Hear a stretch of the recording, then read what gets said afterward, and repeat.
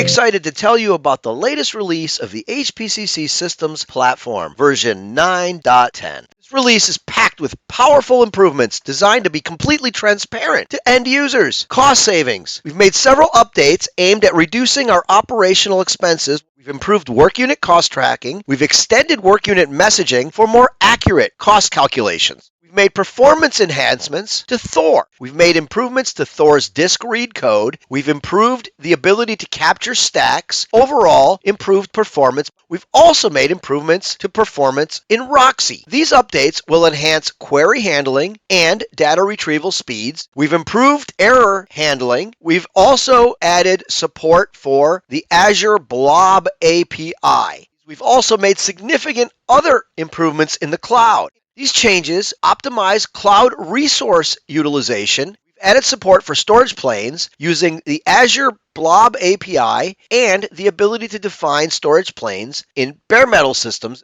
We've added better logging support, and this feature provides more detailed and accessible logs, helping you to monitor and troubleshoot your systems more effectively, as well as monitor costs. We've fixed some of the compiler issues that used to exist on a Mac. Additional ECL language support. There have been improvements in timings and error reporting, making the HPCC Systems version 9.10 is set to bring a host of powerful improvements that will improve cost, efficiency, performance, and logging support as they are transparent to the end user. If you like this video or if you learned something, hit the like and subscribe button and let us know. For the HPCC Systems Developers Series videos, once again, thank you for watching.